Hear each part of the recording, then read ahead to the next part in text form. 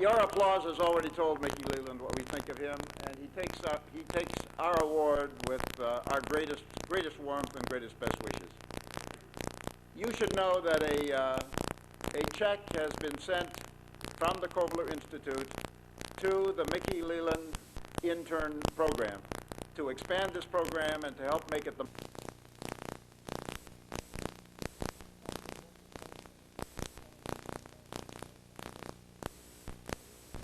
Cost of local phone service has been climbing since last year's breakup of AT&T. And a recent poll by the American Association of Retired Persons showed that about 20% of Americans over 55 have cut down on their use of the phone because of the costs. Well, last week, a coalition of consumer groups announced their support for a bill called the Lifeline Services Act. That would ensure that the handicapped, the poor, the elderly all have a home phone no matter how high the rates might go. Congressman Mickey Leland of Texas, one of the sponsors of the bill, and Anita B. and Keeney are in our Washington studio this morning with details of the legislation. Good morning to both of you. Thank you for being with us. Good morning, Brian. Good morning. Congressman, let me start with you. What are the essential elements of your legislation? Well, the essential elements is that, first of all, a surcharge will be tacked on to long-distance service, which will provide for about $400 million for subsidizing states who will establish lifeline services to the poor, the elderly, the handicapped, and others. Those are your target guarantees? That's exactly right. Would the elderly be on the basis of need or just age? The states, the respective states of our country will provide for eligibility standards. The federal government or the legislation does not provide eligibility requirements. We have given the states the latitude to determine who is eligible. Why not simply put a cap on how high the rates might go for those involved? Well, because that doesn't necessarily solve the problem, Brian. Some of the people have already, because of increased rates, have already fallen off the telephone network. And what we're trying to do is assure that indeed they will have at least a minimum amount of service. Well, joining me tonight from our studios in Washington, D.C. is U.S. Congressman Mickey Leland. Congressman Leland's interest in the new Mont Pickens battle peaked when he learned that Newmont's biggest shareholder, Consolidated Goldfields, is partly owned by Anglo-American, a South African gold company. Congressman Leland, good to have you with us. Well, it's good to be here. Thank you. You are going to introduce legislation, as I understand it, that would prohibit the principal mining interest in South Africa from investing in U.S. corporations. Is that correct? That's correct. And Newmont Mining, in your judgment, would fall within that, within those parameters? Without question, it seems that there is a complex web of interlocking directorships that show a substantial holding of Newmont Mining Company by the South Africans. I'm really concerned about that, not only because of Newmont's interest held by South Africans, but other interests in U.S. companies that might be held by South Africans, which represents to me a rather insidious reverse investment practice that somewhat circumvents the spirit and the morality of the imposed sanctions on South Africa by the United States Congress. So what you're talking about is taking the Anti-Apartheid Act of last year one step further and stopping that investment on the return trip. That's exactly correct.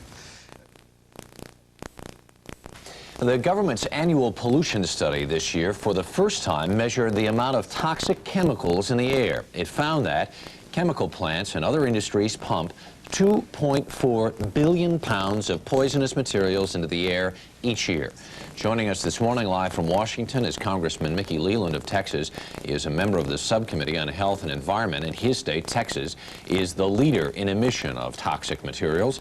And in Birmingham, Alabama, is Randle Shoemaker, Director of Health and Safety for the Chemical Manufacturers Association. Good morning, gentlemen.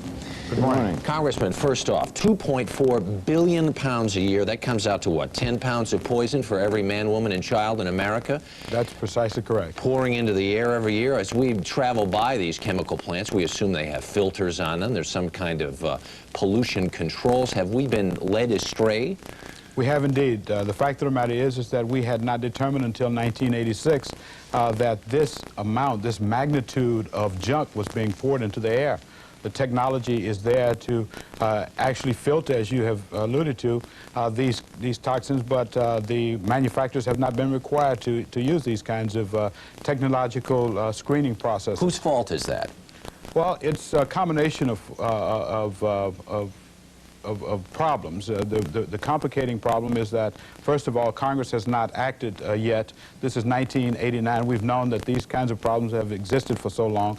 EPA for 19 years has been in existence and has not regulated most of these toxins. There are over 300 toxins that have been emitted into the air that causes this 2.4 billion pounds of junk to be, or toxins I should say, these are poisonous gases and so forth, to be emitted into the air, and they have not regulated but 7 of these more than 300 toxins.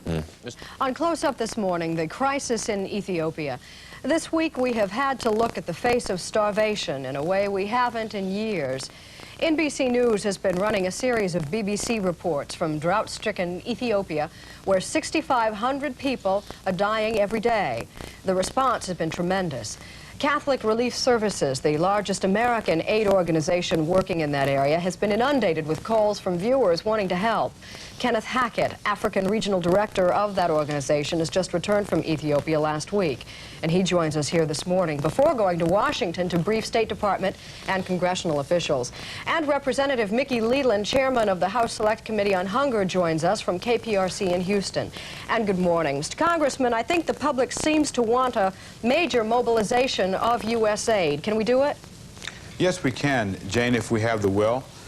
We have done well thus far. We've spent a lot of money through our aid program, but we can do a lot more. It doesn't seem to have made much of a dent, though, what we've done to date. That's correct. But we have vital resources that are available that can be used in the effort to help the people of Ethiopia, if we will. We need to help them particularly with logistics. We need to send 2 of our Hercules transport planes over there to help airlift food to the regions that are unreachable by road, and we can do a lot more too. We have a lot more food that we can send there. The other thing is cash payments. We need to give some monies. I forget the exact amount, but we need to send some millions of dollars to the Agricultural and Rehabilitation Commission of Ethiopia. We've had problems there because of our government-to-government friction, the problems that exist between this government and the Ethiopian government. But if we can settle those problems between the 2 governments, I think that we can go a long ways in helping to aid the Ethiopian people. I'm Congressman Mickey Leland. A young girl writes, "I have a dream that one day children can go outside and play without being hurt. I dream that all communities will be drug-free."